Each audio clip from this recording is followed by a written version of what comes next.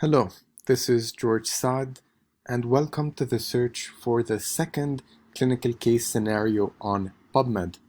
First of all, we will click on Mesh Database in order to search for the meshes that my colleague has described, and we will begin by searching for computed tomography and looking at what we get.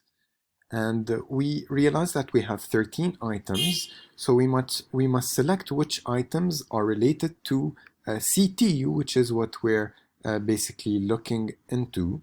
So, for example, for dimensional computed tomography is looks into motion, and we realize, for example, it's the last item amongst the hierarchy. So if we choose to click do not include mesh items below, or if we don't click it, it's not going to make much of a difference.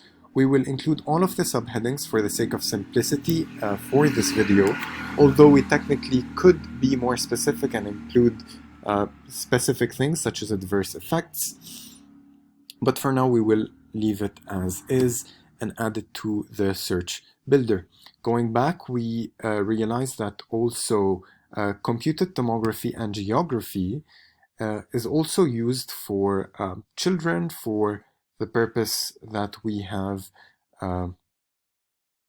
for the question that we are looking into. It's also the last item amongst the hierarchy that it is in, so we will leave it as is, but we must click or and not and add it to the search builder. Since they are all under computed tomography, we click or and not and, as we are adding more and more items.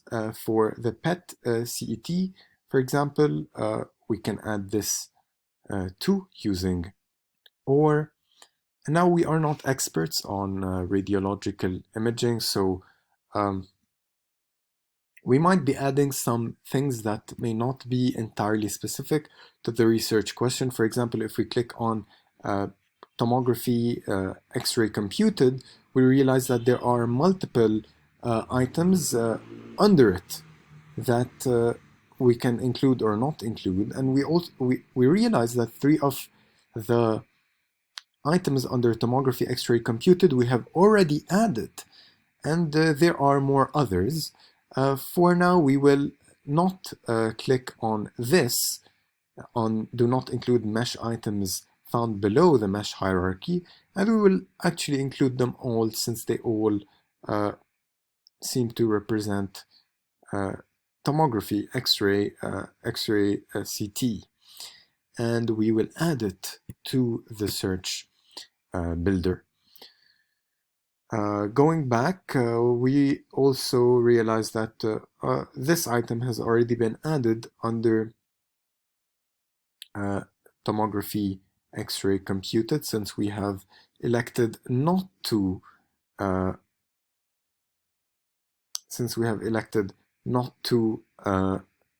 remove the mesh items under it. Okay, now we are done with the first item, and we will move on to the second, which is ultrasound. We have to choose the items related to ultrasound, and the first one is definitely the item related to ultrasound. We can click on it, and we see that there are many items under it. Doppler, echo. We only want ultrasound, so we will not include the mesh items below, and we will just include ultrasound, and we will add it to the search builder using and not or, because this is another mesh item. Okay, so now we have added it to the search builder. And next we will, after having added it to the search builder, we will search the third item, acute appendicitis. And it is an item in of its own. It is the last one in the hierarchy, and we will add it using and. We added it to the search builder using and. Okay, so now what we will do is that we will copy paste We will copy paste this one, and as you can see, this tells you, for example, for ultrasonography, we did not expand it. It tells you the mesh is not expanded, since we didn't choose all of the options under ultrasonography, because we don't know what many of them mean. So this is copied, and it will be pasted at a specific place. And this place is in the clinical queries. We'll paste it right here.